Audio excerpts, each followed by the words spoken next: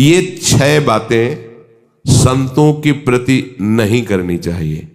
वो वेग सहो और ये बात भूलकर अपनी वाणी पे न लाओ। बास निरूपण, किसी भी संत महात्मा वैष्णव के विषय में ऐसा कहना, ये तो महलों में रहते हैं या ये तो गांव में रहते हैं, ये तो इनको तो गंगा किनारे या स्मशान में कहीं खंडहर में रहना चाहिए, बाबा जी हैं ऐसे वैसे। वास निरूपण करना, तभी जब अहम जागृत होता है तो संतों के प्रति टीका टिप्पणी शुरू हो जाती है। वास निरूपण, किसी भी संत महात्मा वैष्णव के प्रति उसके वास के विषय में बोलना। दूसरा ज्ञान निरूपण, किसी संत वैष्णव के प्रति ऐसा, ये पढ़े लिखे तो है नहीं, शास्त्रों का इनको ज्ञान तो है नहीं, भेष बना लिया, बस पेट भरण पोषण के लिए घूम रहे, कोई इनको ज्ञान तो है नहीं, क्या भजन करेंगे, क्या विचार करेंगे, जब इनको पढ़े ही नहीं है, शास्त्रों का ज्ञान नहीं है, तो क्या ये भजन करेंगे। ज्ञान निरूपण। तीसरा जाति निरूपण, ऐसा महान अपराध, ऐसा सोचना, ऐसा बोलना, ऐसा देखना, ये महत अपराध है और ये हम लोग ध्यान नहीं देते। नहीं, जहां संत का अपमान हो वहां नहीं टिकना चाहिए। तो भूल हो जाती है। राजसूय यज्ञ में भगवान ब्रह्मा से लेकर के सब ईश्वर कोटि के महापुरुष पधारे थे, जिसमें स्वयं सर्वेश्वर भगवान श्री कृष्ण विराजमान थे। और उस पवित्रता का क्या वर्णन करना, जहां साक्षात धर्मराज विराजमान है, वहां अपवित्रता का प्रवेश नहीं हो सकता। लेकिन यज्ञ की पूर्णता नहीं हुई थी। यज्ञ की पूर्णता सुपच वाल्मीकि के चरण धोकर रसोई में पवाने से हुई थी। स्वयं भगवान श्री कृष्ण चंद्रजू ने ऐसा आदेश किया था, जिन्होंने स्वयं गीता जी में कहा, चातुर्वर्णम मया सृष्टा गुण कर्म विभागशा। लेकिन यदि वो भगवद अनुरागी है तो चातुर्वर्णम मया सृष्टा का सिद्धांत नहीं लागू होगा। भगवान व्यास देव जी कह रहे, अहो वत्स पचतो गरीयान यज्ञाग्ञे वर्तते नाम तुभ्यम। यदि राधा राधा कृष्ण कृष्ण जिभ्या से निकल रहा है, वो चांडाल भी है, तो उसका चरणामृत लेके पीना चाहिए। इसलिए हरिराम व्यास जी कहते हैं, व्यास मिठाई विप्र की तामे लागे आग, वृंदावन के स्वपच की जूठन खइए मांग। व्यास रसिक तेई बड़े ब्रजते अनत न जाए, वृंदावन की स्वपच लो जूठन मांगे खाएं। ये जाति निरूपण संत के प्रति करना महत अपराध है। और ये जब जाति का अभिमान बना हुआ है तो भगवत दासत्व का अभिमान कैसे आ सकता है। किसी भी मार्ग में हो, आगे चल करके सब लय हो जाता है। ये देहाभिमान के अंतर्गत आता है। देह ही तो जन्मी है जाति में, ये स्वरूपाभिमान थोड़ी है, ये देहाभिमान ही है।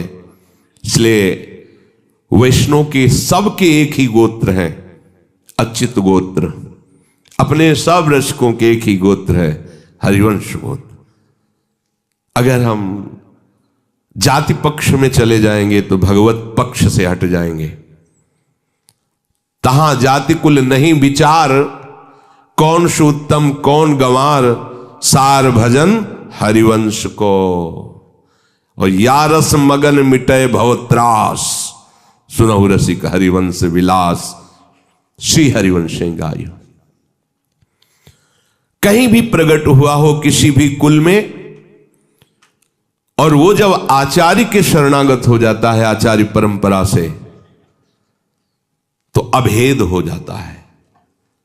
सुने प्रपन्न जेब है, अभद्र सर्व के गए, तिन्हें मिले प्रसन्न हुए, न जाति भेद मानिए, न जाति भेद मानिए। उनको देख करके कहना चाहे, सुभाग हमारे अहोभाग्य आपके दर्शन हुए, आप पधारिए, आप विराजिए। और जैसे अपने पूज्य जनों का स्वागत किया जाता है, ऐसे मन में भी नहीं आना चाहिए कि ये अमुक जाति का संत है, इसके पैर कैसे छुएं, इसका चरणामृत के, अगर ऐसा तो आपका भजन बाधित हो जाएगा। इसलिए कभी किसी संत के जाति निरूपण न करें। ये बिल्कुल देखो, हम सब प्रभु के अंश हैं। कर्म के अनुसार शरीर में आए, कर्म के अनुसार कुल में जन्मे, लेकिन हमको वो लेके थोड़ी बैठना है।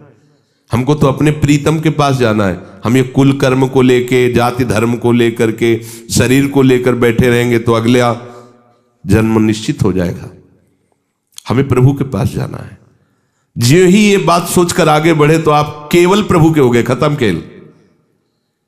बस सृष्टि चक्र के खेल के लिए है चातुर्वर्णम। भगवत मार्ग में जो ही आरूढ़ हुए तो वो शरीर राग हटा, भगवत अंश हो। जितने ब्रह्मा जी पवित्र हैं उतने तुम्हारा स्वरूप पवित्र है। जो भगवान शंकर का स्वरूप है वही तुम्हारा स्वरूप है। स्वरूप में अंतर नहीं है, अंतर है देह में। स्वरूप तो सबका एक ही है, भगवत स्वरूप है, सब आत्म स्वरूप है। चौथा, वृत्ति निरूपण।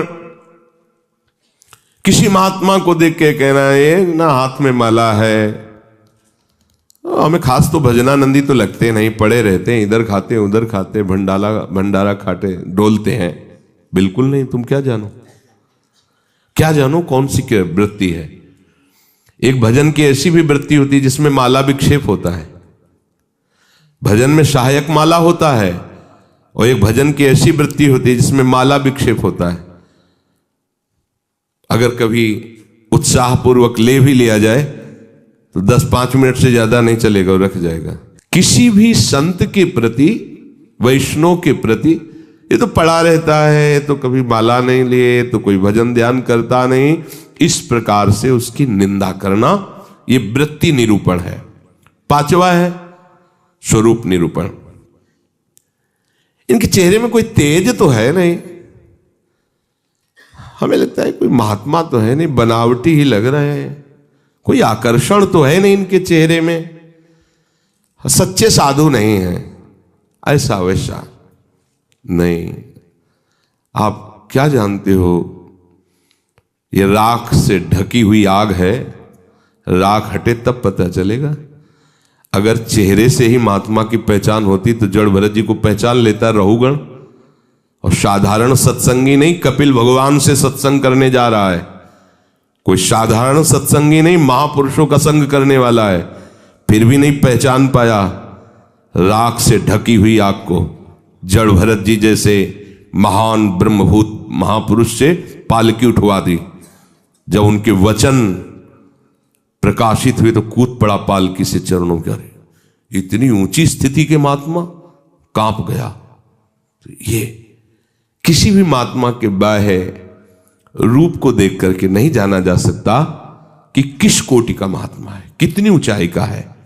इसलिए इनमें तेज नहीं है, इनका चेहरा कोई आकर्षणकारी नहीं है, ऐसे कोई साधारण लगते हैं, कोई सच्चे साधु तो है नहीं, ऐसा नहीं करना चाहिए। छठवां, धातु निरूपण।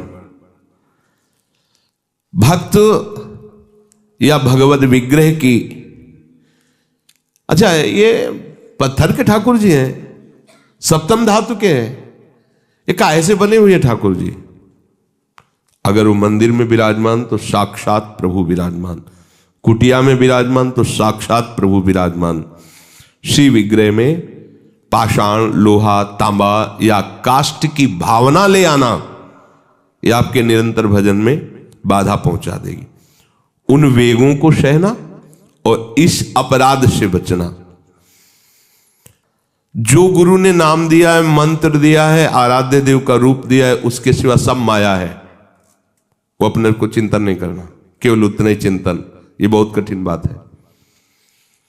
प्रायः मनमानी भजन करने में ज्यादा अच्छा लगता है, और गुरु मंत्र और गुरु श्री मुख से जो दिया गया उपासना नाम है, पद्धति है, उसमें मन मरता है, इसलिए उसमें मन नहीं लगना चाहता।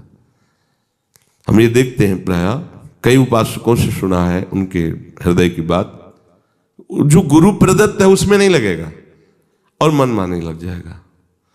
मन ने स्वीकार कर लिया चितम केशवम राम नारायण, ये रटे हम उन्हीं गुरु से पूछ रहे हैं जिन्होंने मंत्र दिया है, नाम दिया, ये हम रटे, तो ये बुरी बात तो है नहीं।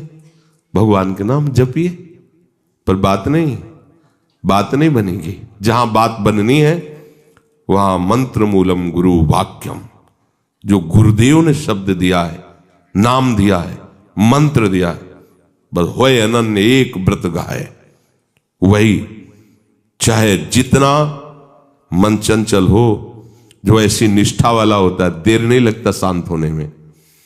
पर जिनका है कि छलांग लगाना अच्छा लगता है, थोड़ी देर ये जपा, थोड़ी देर वो जपा, थोड़ी देर वो जपा, अरे भगवान का तो भजन करना है।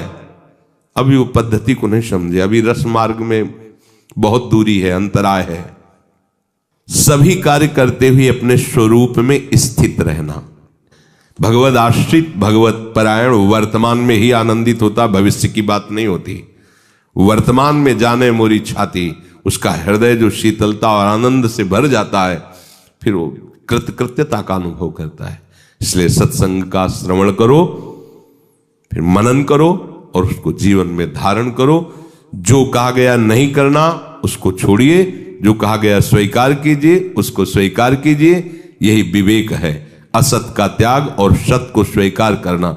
जिस सत को स्वीकार किया उसी में अनुराग कर लेना, यही उपासना का आंतरिक मर्म है।